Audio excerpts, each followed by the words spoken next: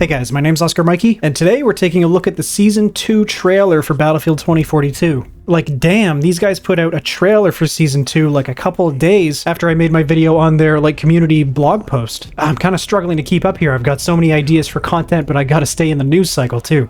Anyway, thank you so much for watching, guys. If everything is going to plan, this video should be coming out on Monday, August 29th. So that means Season 2 of Battlefield 2042 is going to come out tomorrow. So before we all get a chance to jump in and actually play this thing, let's take a look at the trailer and see what we're going to get. So something I noticed with the trailer, in the very beginning, they're trying to shoehorn in, some kind of story aspect. They're making it seem like there's some kind of evil plot being hatched. And the battle that happened at Exposure was the first phase of it, or the first step or part of it, or something like that. So kind of makes me think that there's something bigger at play, some kind of grand scheme that we'll probably get more details on later. But let's just get right into the juicy stuff. Let's see what we're going to get, what kinds of new toys we're going to get with this season. So first off, we get a look at the new specialist. This guy, his name is Charlie Crawford, and he's a support specialist. His special ability is that he's got a minigun hidden up his ass, and he can deploy it on the field, and it comes with this big blast shield that kind of surrounds the front of it, so gives you a little bit of cover when you're using it. Kind of cool. I can suspend my disbelief about this, just to enjoy it as a game mechanic. It seems kind of neat. I hope it's not too powerful. I can see this being something that they will probably nerf in the future, soon after they release it. I mean, especially in the early days, everybody is going to be playing this guy. Everybody wants to play the new specialist, and there's going to be miniguns all over the place. Just you watch. I just kind of glossed over it. The new map is called Stranded, and it looks a lot to me like Discarded. Me personally, I don't really know about this map. You know what I mean? I'm not really sure if this map's going to be my cup of tea, because I don't like Discarded. I just don't think it's a good map. But this is one of the new maps that DICE has made with their kind of new map building philosophy.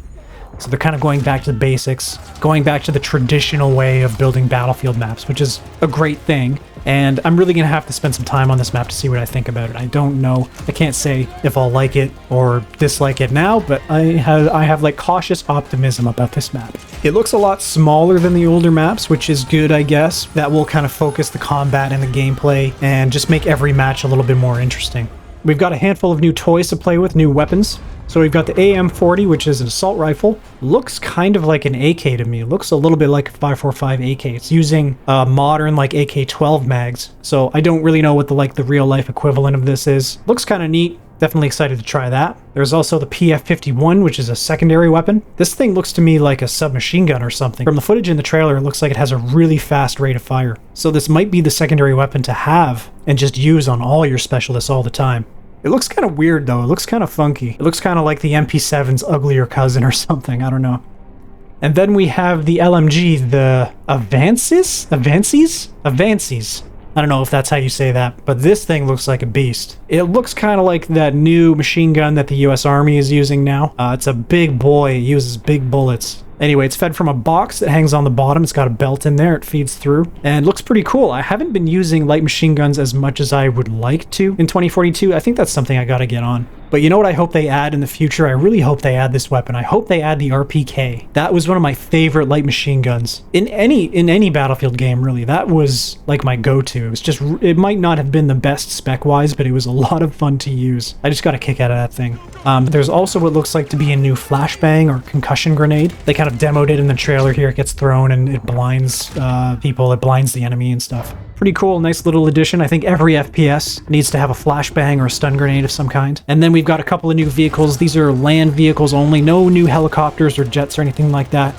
We've got the Polaris Razor. Looks like one of those mini utility vehicles that that farmers use or something. Looks like it'll be a good option for a good getaway vehicle or small kind of lightweight transport to take you around the map. And then we have something a little heavier. The EBLC Ram looks armored, and it has a big-ass gun on the top, like a 20 or 30 millimeter cannon, it looks like.